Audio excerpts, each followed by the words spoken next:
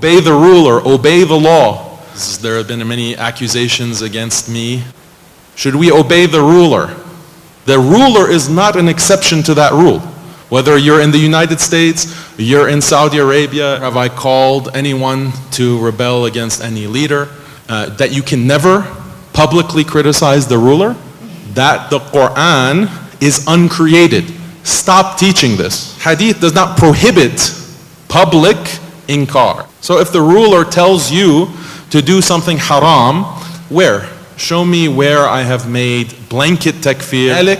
They all actually were imprisoned for contradicting the ruler. 3 talaq that you give, is that count as 1 talaq? He said that, all the Salaf had issue with the rebelling against the rulers because of the amount of mafasid,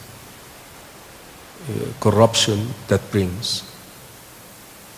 And I can testify to this, ya ikhwa wallahi, living in Egypt, my family. You know what my family dream of now? Having Mubarak back. And you cannot imagine how many people lost their lives, lost their wealth. How many people are jailed? There is almost 60,000 jailed in Egypt because of this revolution business. It's really an in-depth subject, and we have to be very careful not to drift away from the essence of our da'wah, which is da'wah to tawheed. Our da'wah is called da'wah to tawheed, that we call people to monotheism. So I will, I don't know if Sheikh Uthman want to say something, but Brother Daniel, please feel free to respond and we'll take it from there, inshallah. Bismillah, alhamdulillah, as-salatu was-salam ala rasulillah. So I think it's good for me to clear the air because there have been many accusations against me in the past few weeks, and I think it's important to clarify. There are a few related issues that are constantly being mixed and conflated, and this is what's causing a lot of confusion.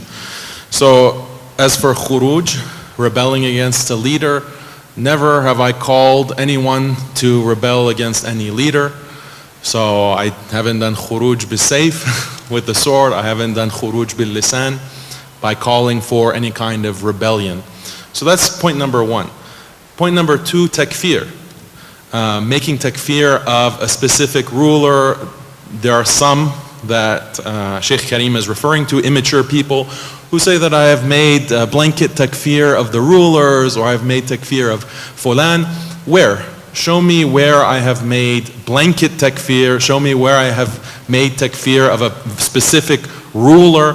Where is the proof of that? In fact, I was sitting with Sheikh Karim and Sheikh Uthman in the panel online. You can go watch the recording. It's there. And they asked me specifically about this point. I said I have not made takfir. And in fact, when we had a live stream discussion about Halloween celebrations being funded by certain governments, I specifically made the point that it is not for us to make takfir. We leave it to the ulama. It's very clear cut on that. So I don't know why people are still wanting to twist it and misinterpret it and claim that I'm making blanket takfir on the ruler. So this is a false claim. So that's khuruj, that's takfir. Obedience to the ruler. Should we obey the ruler?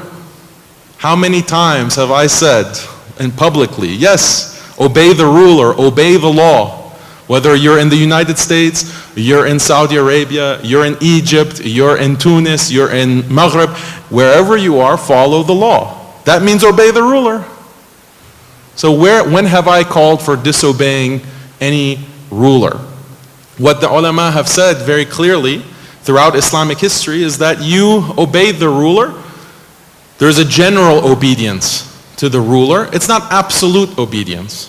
So if the ruler tells you to do something haram or commands you to do an action that is haram, disobedience to Allah, then you don't have to do that, because there's no obedience to creation over obedience to the creator. Very basic asl principle of our deen. But there's general obedience. So in general, if the ruler is telling you to do something that is permissible, then you follow the ruler when you're in that country.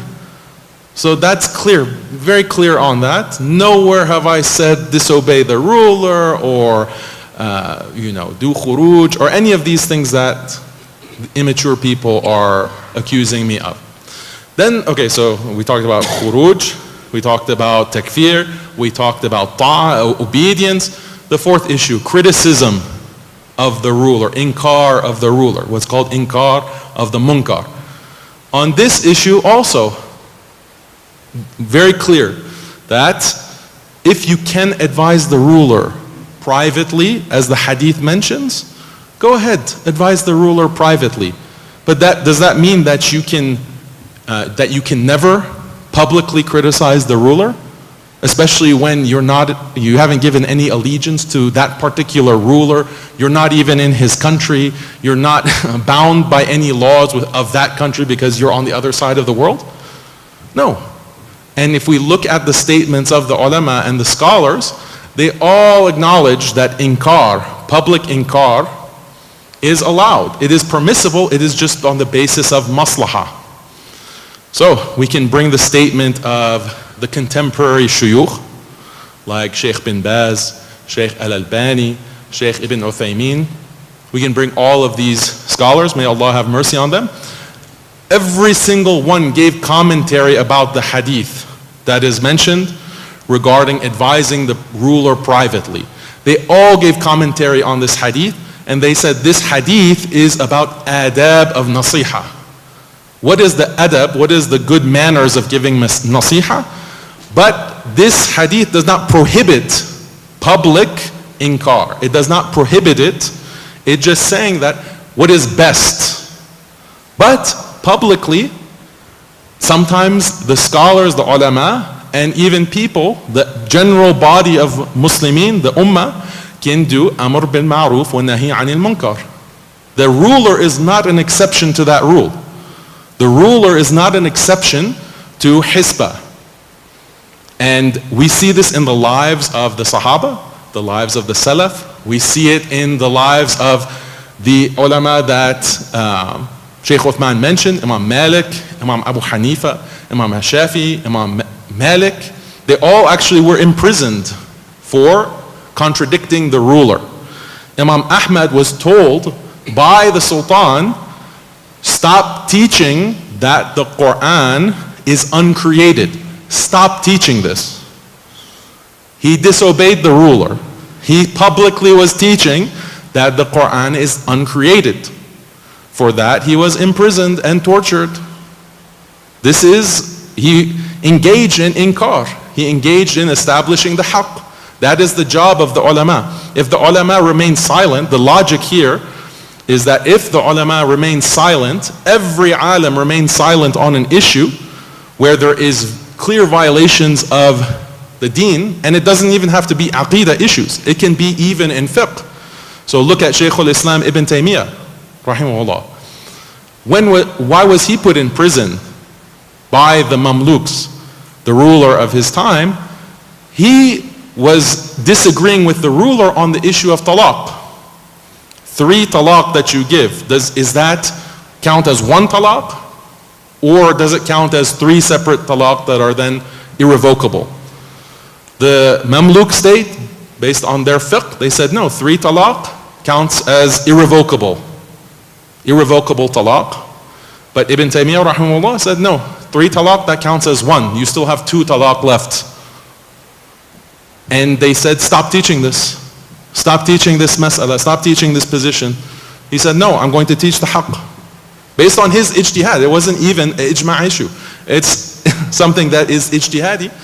And he stood his ground and he was put in prison for that. So this is so many examples. And even if we look at the contemporary ulama, including Sheikh Ibn Uthaymin, Bin Baz, Al-Albani, they all also publicly criticize certain actions of the rulers of their time. And these statements have been recorded, audio recorded, you can go listen to them. And those exist. It's very clear cut. You can look at their fatwa. If you don't believe the video, audio, you can read their fatwa where they talk about advising the ruler. Is it private? Yes. If possible, do it in private. If you can't do it in private and there's a maslaha to do it in public, maslaha means a public good, a benefit, then do it. You can do inkar publicly. So, to summarize, this is a complicated issue. Inshallah, I plan to have a video published on my channel with details, with the citations, with the bibliography. But to summarize, on the issue of khuruj, everyone's on the same page. If you like our content, then please make sure to subscribe and turn on notifications for latest updates. Thank you.